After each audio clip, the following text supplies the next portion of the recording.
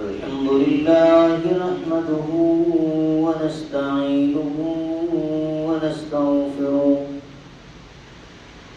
ونؤمن به ونتوكل عليه ونعوذ بالله من شرور أنفسنا ومن سيئات أعمالنا من يهده الله فلا مضل له ومن يضلل فلا هادي له وأشهد أن لا إله إلا الله وحده لا شريك له وأشهد أن محمدا عبده ورسوله أرسله بالحق بشيرا ونذيرا وداعيا إلى الله بإذنه وسراجا منيرا أما بعد فإن خير الحديث كتاب الله وخير الهدي هدي محمد صلى الله عليه وسلم وشر الأمور محدثاتها وكل محدثة بدعة وكل بدعة ضلالة وكل ضلالة في النار من يطع الله ورسوله فقد رشد واهتدى ومن يعص الله ورسوله فقد ضل وغوى اللهم صل على محمد وعلى آل محمد كما صليت على إبراهيم وعلى آل إبراهيم إنك حميد مجيد اللهم بارك على محمد وعلى آل محمد كما باركت على إبراهيم وعلى آل إبراهيم إنك حميد مجيد. أعوذ بالله السميع العليم من الشيطان الرجيم. بسم الله الرحمن الرحيم. قل إن تخفوا ما في صدوركم أو تبدوه يعلمه الله ويعلم ما في السماوات وما في الأرض والله على كل شيء قدير. يوم تجد كل نفس ما عملت من خير محضرا وما عملت من سوء تود لو أن بينها وبينه أمدا بعيدا ويحذركم الله نفسه والله رؤوف بالعباد. قل إن كنتم تحبون الله فاتبعوني يحببكم الله ويغفر لكم ذنوبكم والله غفور رحيم.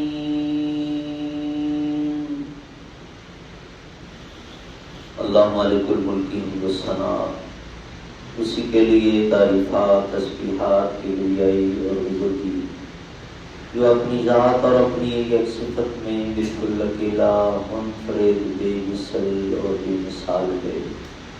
اللہ کی طرف سے، اللہ کے فرشتوں کی طرف سے اور ہم سب مسلمانوں کی طرف سے صلاۃ و سلام خاتم الانبیاء حضرت محمد مصطفیٰ صلی اللہ علیہ وسلم کی ذات اقدس پر، جو اللہ کے آخری نبی اور رسول بن کر مبعوث ہوئے، اپنے مالک کا پسندیدہ دین اسلام اور آخری سچا آسمانی صحیفہ قرآن پاک ہم تلک نمانی پہنچا کر اس دنیا سے رخصت ہو گئے.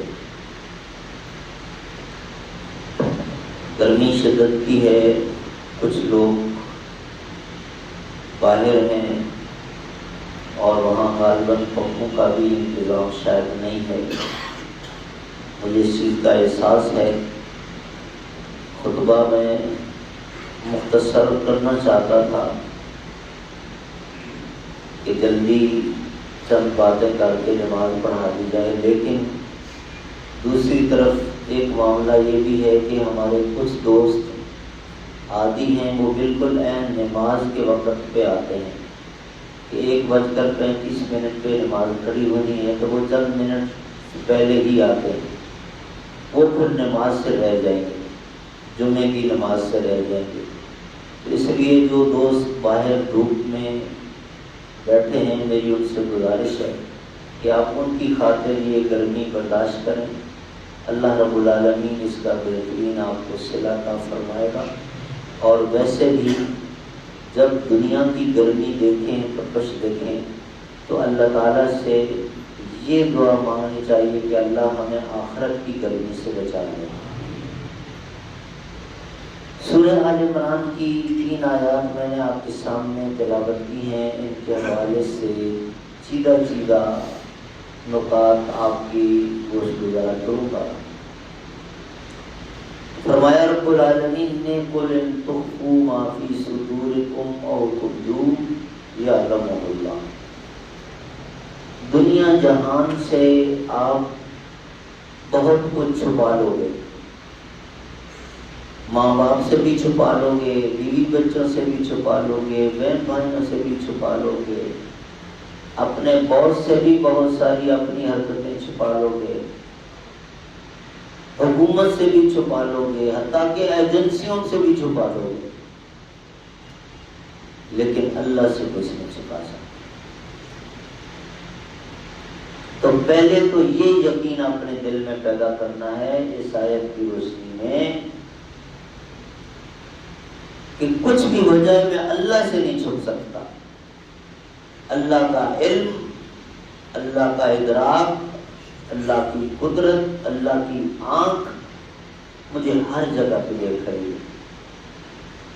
اور اس حوالے سے امام حسن بصری رحمہ اللہ، ان کا ایک بڑا خوبصورت قول ہے کہ انہوں نے کہا کہ تم لوگوں کی وجہ سے گناہ چھوڑ دیتے ہو، اللہ کی وجہ سے گناہ کیوں نہیں چھوڑتے؟ اور اس کے بعد کہا ان نظر اللہ اسبق الیک من نظرک الی المعصیہ لا تجعل اللہ احوان الناظرین الیک. تم نے اللہ کو بندوں سے کم تر سمجھ رکھا ہے،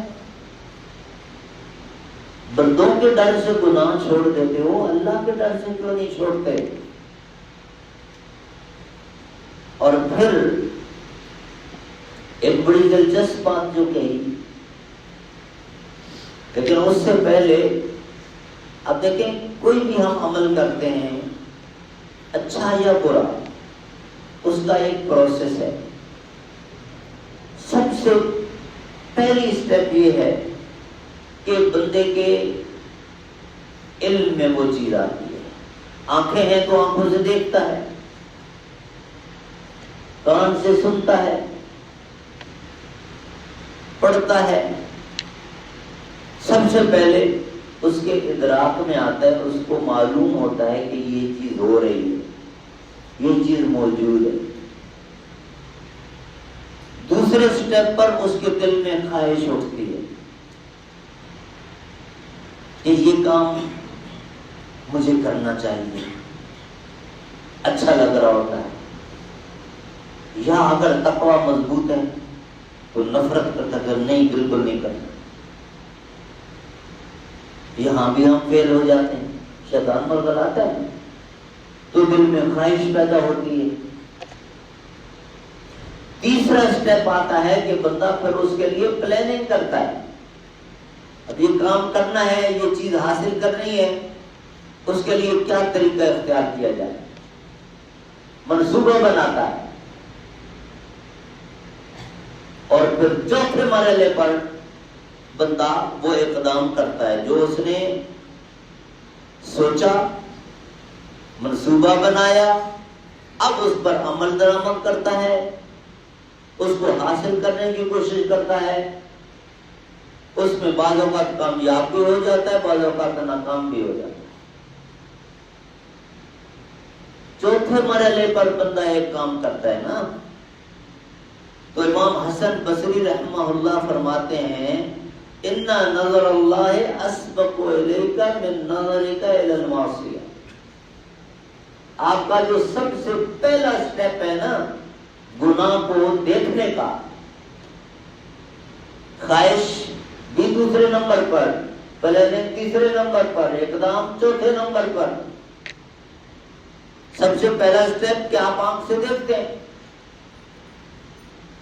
اللہ رب العالمین تمہیں اس سے پہلے سے دیکھ رہا ہے. آج سمجھنا آسان ہو گیا، مومن کے لیے تو ویسے بھی کوئی مشکل نہیں. اللہ نے فرما دیا، نبی نے فرما دیا، ختم بات. جس کا دل ایمان سے روشن ہے وہ فوراً سمجھ جاتا ہے. لیکن لیٹسٹ ٹیکنالوجی کو سامنے رکھ کر اگر کوئی سمجھنا چاہے تو سی سی ٹی وی کیمراز کی ٹیکنالوجی آپ کے پاس ہے. کوئی کرائم ہوتا ہے تو پھر پولیس اس کا ریکارڈ نکالتی ہے اور وہ بندہ کہاں سے آیا، کیسے گیا، اور پھر وہ آپ کے سامنے.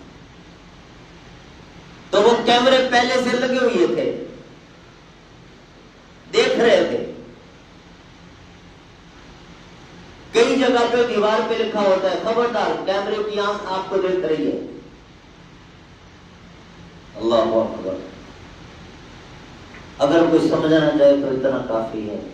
اگر اس انسان کے بنائے ہوئے کیمرے کی آنکھ مجھے دیکھ رہی ہے، اللہ کی آنکھ نہیں دیکھ رہی مجھے.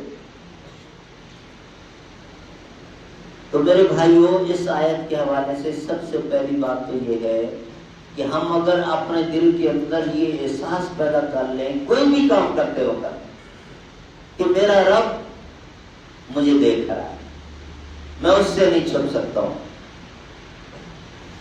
اور میرا خیال ہے کہ یہ بات اگر سمجھ میں آ جائے بہت سارے مسئلے ہمارے حل ہو جاتے ہیں، بہت بڑی اصلاح ہو جاتی ہے، انسان کا لائف سٹائل چینج ہو جاتا ہے۔ ہر وقت اگر دل میں یہ بات بیٹھی ہوئی ہو میرا اللہ مجھے دیکھ رہا ہے، رب دیکھ رہا ہے، رب دیکھ رہا ہے، رب دیکھ رہا ہے۔ فیکٹری میں کام کرتے ہوئے مالک نے سی سی ٹی وی کیمراز لگائے ہوئی ہیں، وہ اپنے ایئر کنڈیشن روم میں بیٹھا ہے، لیبر کام کر رہی ہے، اور پتہ ہے ان کو کہ صاحب سکرین پہ دیکھ رہا ہے ہمیں، سب بالکل انسان کے بچے بن کے اپنا ٹھیک ٹھاک کام کر رہے ہوں گے، ورنہ بیل بجائے گا فوراً ہمیں بلا لے گا۔ ارے بھائیوں، یہ ساری چیزیں دعوت فکر دیتی ہیں کہ اللہ بھی دیکھ رہا ہے۔ یہ سیٹھ صاحب اگر دیکھ سکتے ہیں تو اللہ کیسے نہیں دیکھ سکتا؟ اللہ سے کیسے اوجھل ہو سکتے ہیں؟ یہاں رب العالمین نے یہ فرمایا قُلْ إِن تُخْفُوا مَا فِي صُدُورِكُمْ أَوْ تُبْدُوهُ يَعْلَمْهُ اللَّهُ، تمہارے دلوں کے اندر جذبات جو ہیں، جو خواہشات ہیں، تمنائیں ہیں، ارادے ہیں، جو کچھ بھی تم ظاہر کرو یا نہ کرو اللہ کو معلوم ہے۔ اور ایک بات یہ بھی سمجھ لیجئے، ہمارے دل میں ارادہ بعد میں پیدا ہوگا، اللہ کو پہلے سے پتا ہے۔ جب اللہ نے ہماری تقدیر لکھی تھی، عالم ارواح میں تھے ہم، دنیا میں نہیں آئے تھے، اللہ کو اس وقت بھی پتا تھا کہ یہ بندہ فلاں دن فلاں موقع پر یہ حرکت کرے گا۔ جب ہم نے کام کر ڈالا، یہ تو بہت بات کی بات، اللہ کو پہلے سے پتا ہے۔ کاش کہ ہم اپنے مالک کو پہچان سکے، اس کی اس قدرت کو، اس طاقت کو۔ اور یہ اللہ رب العالمین کی طرف سے ہمیں ڈھیل دی جا رہی ہوتی ہے، مہلت دی جا رہی ہوتی ہے کہ بندہ سدھر جائے، توبہ کر لے، پلٹ آئے۔ ہم اس کو مس یوز کرتے ہیں، بعض اوقات اتنے غافل ہو جاتے ہیں جیسے کوئی گھر میں دیکھنے والا ہی نہیں ہے۔ تو اللہ سویا ہوا نہیں ہے، اللہ غافل نہیں ہے۔ آیت الکرسی میں پڑھتے نہیں ہو لا تأخذہ سنۃ ولا نوم، اس کو تو اونگ بھی نہیں آتی۔ اور وہ جو حدیث ہے، سمندر کی تہ میں کالی چٹان اور اس کے اوپر سیاہ کالے رنگ کی چھوٹی سی چیونٹی اگر چل رہی ہے تو اللہ اس کو بھی دیکھ رہا ہے۔ کیوں ہم اس قدر غافل ہو گئے؟ کیوں ہم بے فکر ہو گئے؟ ہمیں اپنی روش پہ غور کرنا چاہیے، اپنی عملی زندگی مومنانہ بنانے کی ضرورت ہے۔ سچی بات یہ ہے کہ ہم سو کالڈ مسلم ہیں، آج ہم آدھے تیکر آدھے بٹیرے ہیں، ہم نے صرف چند چیزیں بس سلیکٹ کر لی ہیں، ان میں تو ہم مسلمان ہیں، باقی اسلام دوسری طرف ہے۔ ہم اخلاقیات میں کتنے مومن ہیں، اپنی نجی زندگی میں، فیملی میں، بیوی بچوں کے ساتھ کتنے مسلمان ہیں، اپنی جاب کے ساتھ کتنے ہم مومن ہیں، کتنی دیانتداری کے ساتھ کر رہے ہوتے ہیں، پیسہ کماتے وقت کتنے ہم محتاط رہتے ہیں، پیسہ خرچ کرتے وقت کتنے محتاط رہتے ہیں، دائیں بائیں لوگوں کے ساتھ ڈیلنگ کرتے وقت کتنے محتاط رہتے ہیں۔ ہر بندہ جس کے پاس تھوڑا سا اختیار آ گیا، طاقت آ گئی، پیسہ آ گیا، وہ دوسرے کو اس قدر حقیر سمجھنے لگ گیا، ناک کا بال نہیں سمجھتا، جی ہم مومن ہیں، یہ مسلمان ہیں. اشداء علی الکفار رحماء بینہم. اللہ نے اپنے مومن بندوں کی جو تعریف کی ہے کلام پاک میں اور جو کوالٹی بیان کی ہے، مومن کی سختی اگر ہوتی ہے تو کافر کے لیے ہوتی ہے، اپنے بھائی کے لیے تو وہ سراسر موم کی طرح نرم ہوتا ہے. ہر اپنے مومن بھائی بہن کے لیے اس کے دل میں نرمی نرمی شفقت ہی شفقت ہوتی ہے. کبھی وہ اپنے مومن بھائی کے لیے کدورت نہیں پالتا، بغض نہیں پالتا، حسد نہیں پالتا، نفرت نہیں پالتا. بتقاضے بشریت کبھی اونچ نیچ ہو جائے فوراً صلح کرتا ہے. ہم اس میں بھی ناک کا مسئلہ بنا لیتے ہیں، آناک کا مسئلہ بنا لیتے ہیں. پہلے وہ معافی مانگے، پہلے وہ آئے، پہلے یوں کرے، پہلے یوں. نہیں نہیں نہیں، نبی کی باتوں پہ یقین نہیں رہا ہمیں. رسول کریم صلی اللہ علیہ وسلم نے فرمایا تھا من تواضع لأخیہ المسلم رفعہ اللہ. ایک بندہ حق پر ہے لیکن اس کے باوجود سامنے والا اس کا مسلمان بھائی ہے، اس سے غلطی ہوئی ہے، کہتا ہے کوئی بات نہیں، چلو میرا بھائی ہے مسلمان، میں چھوٹا سا، اچھا بھائی آپ بڑھے. اب وقتی طور پہ شیطان حملہ کرے گا، یار یہ اس بندے کی کیا اوقات، تمہیں ذلیل کر کے چلا گیا، تمہاری یہ شان، تمہارا یہ اسٹیٹس، تم نے اس سے بدلہ نہیں لیا، برگلاتا ہے. لیکن وہ اگر پکا رہا اس پر کہ نہیں میرا مسلمان بھائی ہے، میں اس کو اللہ کی خاطر، تو پیارے نبی کا فرمان ہے اور نبی نے اپنی طرف سے بات نہیں کی، اللہ کی طرف سے وعدہ دیا، رفعہ اللہ، اللہ اس کی شان بڑھائے گا. وہی بندہ آئے گا آ کے معافی مانگے گا، نہ مانگے لوگوں کے دل میں اس کی وہ عزت بنے گی جو وہ تصور بھی نہیں کر سکتا. رسول کریم صلی اللہ علیہ وسلم کی اپنی سیرت پاک دیکھیں، 13 سال مکہ میں کس طرح گزارے. ظالموں نے کوئی ظلم کی حد کر دی تھی، ہجرت کر کے چلے گئے، 8 سال وہاں بھی مدینہ میں بھی ناک میں دم کیے رکھا، جنگ مسلط کی رکھی. لیکن پھر اللہ تعالیٰ نے کیا شان عطا فرمائی، کس طرح پھر مکہ فتح ہوا. تو یہ ہمارے لیے سبق ہے. آزمائشیں آتی ہیں، امتحانات آتے ہیں، اونچ نیچ ہوتی ہے. ہم زمینی مخلوق ہیں، فرشتے نہیں ہیں. بدقسمتی سے ہم اپنے آپ کو تو کہتے ہیں بھائی یار انسان ہو، غلطی ہو جاتی ہے، لیکن سامنے والے کو فرشتہ دیکھنا چاہتے ہیں، اس سے کوئی غلطی نہ ہو، ہوئی تو پھر پوری سزا، جرمانہ. میں انسان ہوں تو یہ بھی انسان ہے، اس سے بھی غلطی ہو سکتی ہے، اس کے لیے بھی وہی جذبہ رکھیں. یہ ڈبل اسٹینڈرڈ بالکل نہیں. تو اس آیت کے حوالے سے پہلا نقطہ تو یہ سمجھ لیجیے، وَيَعْلَمُ مَا فِي السَّمَاوَاتِ وَمَا فِي الْأَرْضِ. صرف تمہارے دلوں کی بات نہیں ہے کہ جو کچھ تمہارے دلوں کے اندر سوچ، ارادے، تمنائیں وہ اللہ جانتا ہے. پوری کائنات کے اندر جو کچھ ہو رہا ہے، تم یہاں بیٹھے اپنے ہرکاروں کو آرڈر کر کے دوسرے خطے میں فساد کروا رہے ہو، چیٹنگ کروا رہے ہو، کسی کو نقصان پہنچا رہے ہو، وہ بھی اللہ تعالیٰ سے چھپا ہوا نہیں ہے.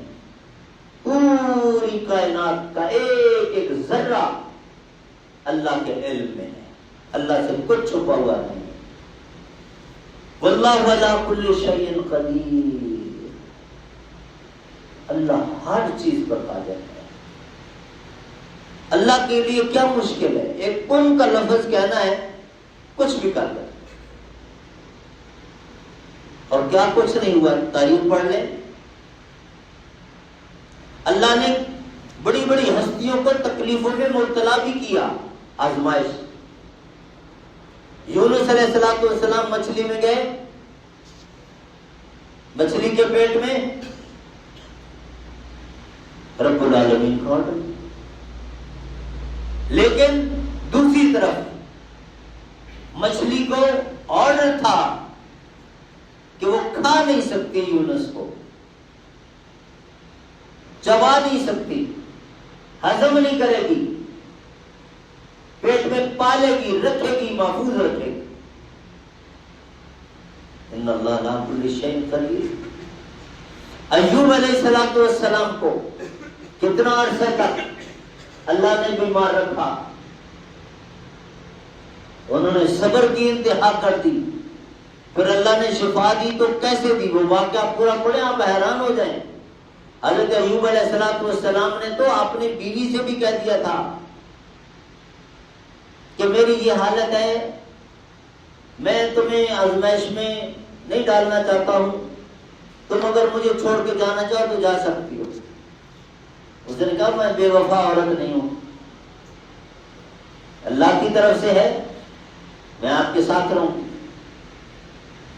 پانی لینے کے لیے کہیں گئی، واپس آئی، دیکھا صحیح سلامت ایوب علیہ السلام بیٹھے ہیں، انہی سے پوچھتی ہیں یہاں کس طرح کا ایک مریض پڑا تھا، آپ نے کہیں دیکھا؟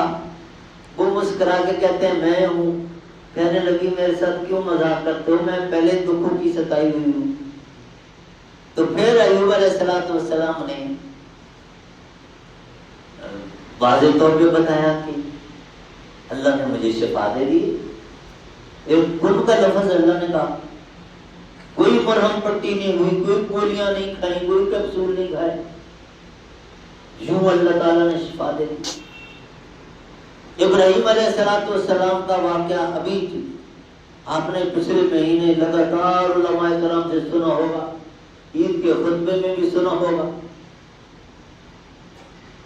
آگ کے شعلے آسمان کو چھو رہے، گرانا چاہتے ہیں، اور ابراہیم علیہ السلام کو زندہ جلانا چاہتے ہیں، لیکن ایمان کتنا مضبوط ہے، اللہ امتحان کس کس طرح لیتا ہے۔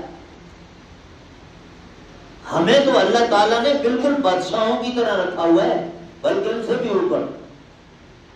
ان ہستیوں پر آزمائشیں تو آئی، ہمارے اوپر تو کوئی آزمائش آئی نہیں۔ ان کو آزمائشیں کہتے ہیں جو اگر مقابلہ کریں تو ان کے ساتھ زندہ آگ میں جلانا چاہتے ہیں فرشتہ۔ ہاں جی، ابراہیم آگ تیار ہے اور کسی وقت بھی پھینکنے والے ہیں، تو حکم فرمائیے میں آپ کی کوئی خدمت کر سکتا ہوں۔ تو ابراہیم علیہ السلام نے فرمایا بالکل، جیسے ہم کہتے ہیں نا ڈوبتے کو تنکے کا سہارا، مدد واقعتاً مدد کی ضرورت ہے، لیکن جبریل تیری مدد نہیں چاہیے، مجھے اس کی مدد چاہیے، اس کی مدد کا محتاج ہوں۔ وہ کرنا چاہتا ہے تو میں محتاج ہوں، وہ نہیں کرنا چاہتا تو اپنی مرضی سے تو واپس چلے جاؤ۔ دیکھو ذرا یہ حوصلہ۔ تو رب العالمین کو ابراہیم علیہ السلام کے یہ الفاظ کتنے اچھے لگے، یہ جذبات کتنے اچھے لگے۔